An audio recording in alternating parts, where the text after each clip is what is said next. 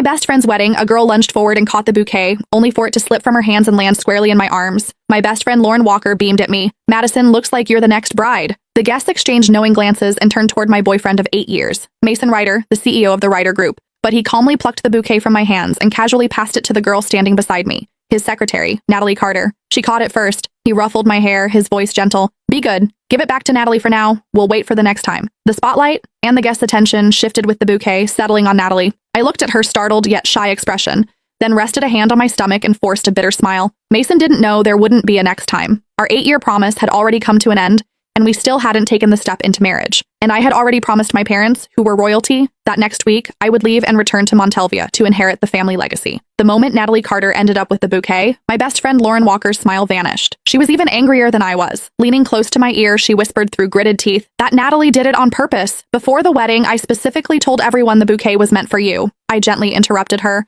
"Lauren, today is your big day. Little things like this don't matter. But you've waited 8 years just to marry Mason," she said anxiously. "And now you're carrying his child. If you still don't have the wedding soon, it's okay." I turned my head calmly and looked toward Mason Ryder. Natalie, holding the bouquet, was sitting right beside him. The distance between them was far closer than what a secretary should reasonably keep. Most of the guests were friends who knew both Mason and me well. Their eyes drifted toward me, curious, sympathetic. Lauren grew even more upset and squeezed my hand tightly. "Madison, I looked into Natalie earlier. She's a calculating gold digger who specializes in seducing rich men. She's been trying to get close to your boyfriend for months. You need to be careful. Lauren, you're the most beautiful bride today. Don't worry about me." I squeezed her hand back and gave her a faint smile. "Besides, I'm not planning to marry Mason anymore. I haven't even told him I'm pregnant." My words were so shocking that Lauren's eyes widened as she stared at me in disbelief. After a long silence, she finally remembered that the wedding ceremony still had to continue. When the wedding ended, Lauren hugged me tightly. "Madison, if you need any help, just tell me. I support whatever decision you make." "What decision?" After she left, Mason walked toward me, calm as ever.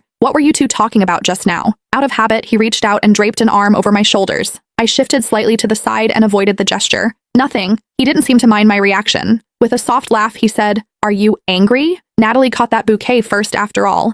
She's a young girl. Of course, she dreams about weddings. Catching the bouquet was just her way of borrowing a little luck. Didn't we agree we'd wait for the next time?" He leaned closer, stroking my hair as he patiently tried to soothe me. "Why care so much about Lauren's bouquet? When we get married, I'll prepare an even more beautiful one for you. You can have as many bouquets as you want." Silently, I curled my fingers into my palm and looked straight into his eyes. "Can we get married this month then? Lauren and I made a promise when we were kids. Whoever married first, the other would marry right after. We would be each other's bridesmaids and witness each other's happiness." The air seemed to freeze. Mason's hand, which had been brushing my hair, paused midair. A few seconds later, he chuckled lightly. "You're still taking childhood jokes seriously? I'm the CEO of the Ryder Group. A wedding can't be thrown together so hastily."